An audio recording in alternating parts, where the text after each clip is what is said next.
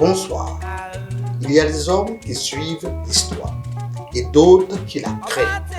Au cœur de l'Afrique de l'Ouest, dans une terre autrefois appelée Gold Coast, un homme s'est levé avec une vision plus grande que son pays, plus grand que son époque.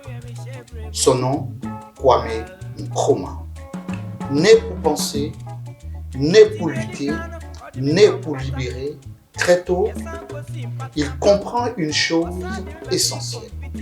L'Afrique ne sera pas libre tant qu'elle restera divisée. Formé à l'étranger, nourri par des idées de justice et de dignité, Kwame Nkrumah revient sur sa terre natale avec un seul objectif: briser les chaînes du colonialisme.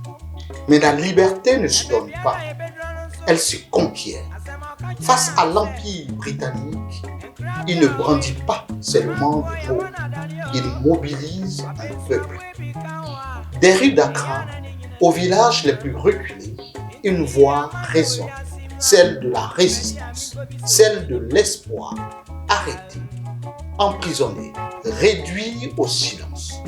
Mais un leader ne meurt pas dans une cellule, il grandit dans le cœur de son peuple. En 1957, l'histoire bascule. Le Ghana devient le premier pays d'Afrique subsaharienne à obtenir son indépendance. Ce jour-là, Nkrumah ne parle pas seulement pour son peuple, il parle pour tout le continent. L'indépendance du Ghana n'a de sens que si elle est liée à la libération totale de l'Afrique. Ce n'était pas qu'un discours, c'est une prophétie. Visionnaire, bâtisseur, panafricaniste.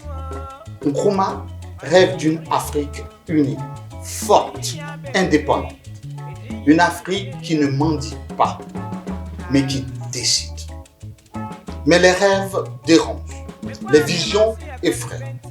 Et les grands hommes payent souvent le prix de leur grandeur. Renversés, exilés, mais jamais oubliés.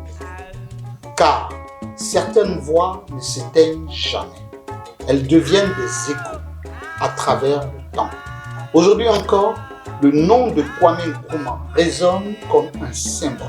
Celui d'une Afrique debout, d'une Afrique consciente, d'une Afrique libre.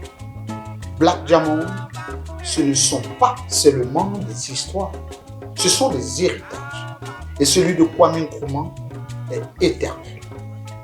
Merci de nous avoir suivis.